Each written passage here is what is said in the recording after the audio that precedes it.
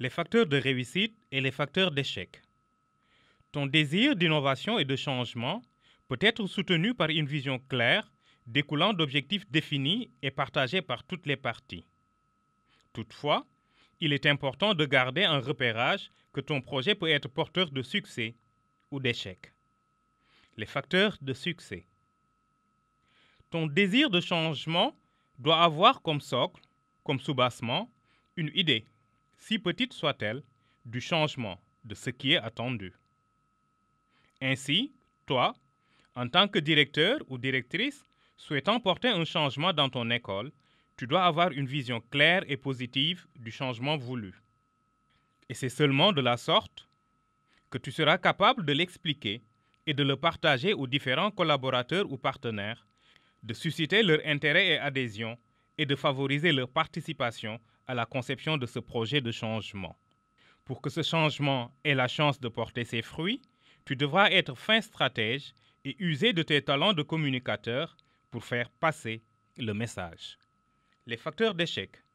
Instaurer un changement n'est pas toujours facile et beaucoup de facteurs peuvent concourir à retarder ou faire échouer un projet de changement.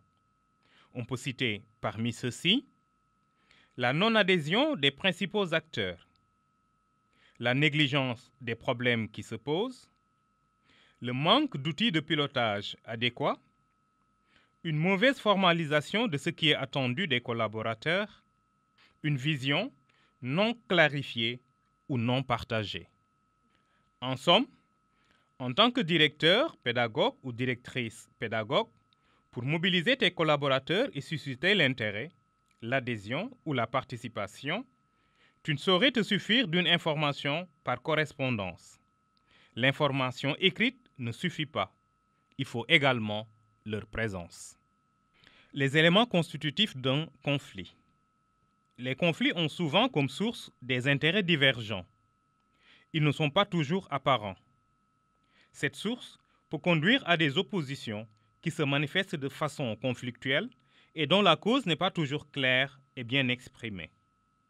L'orgueil, ego, c'est l'un des travers communément rencontrés chez les leaders dont le charisme s'exprime par la communication et la motivation à être au premier rang.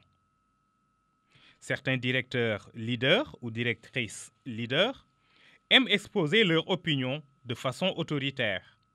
Les éventuels échanges ne servent qu'à valoriser leurs propos, leur opinion, alors que toute opposition peut être constructive.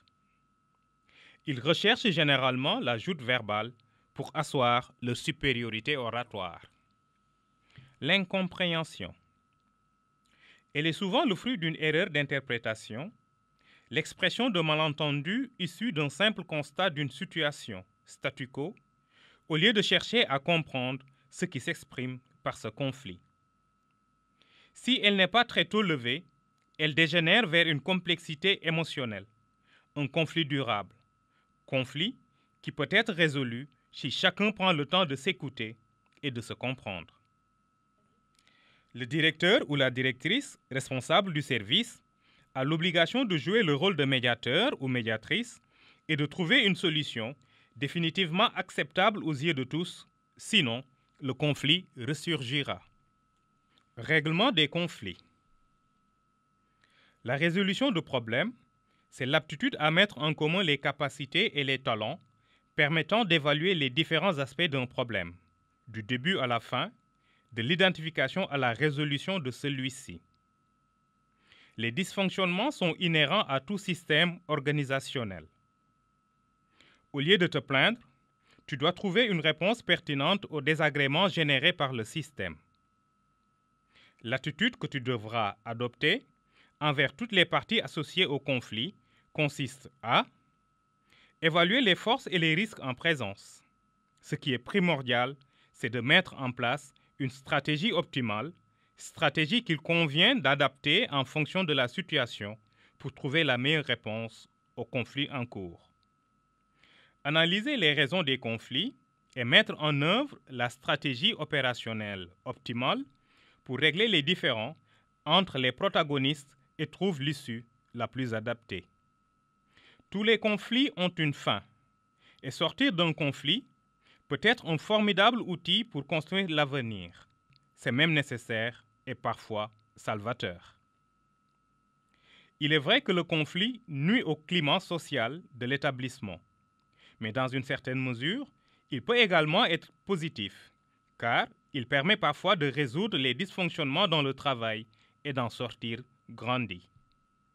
À toi donc, en tant que directeur leader ou directrice leader, de prévoir l'imprévisible en te donnant comme tâche d'atténuer les chocs endogènes et exogènes et en prévoyant, dans ton plan de résolution des conflits, d'identifier les situations qui pourraient survenir et affecter ta structure.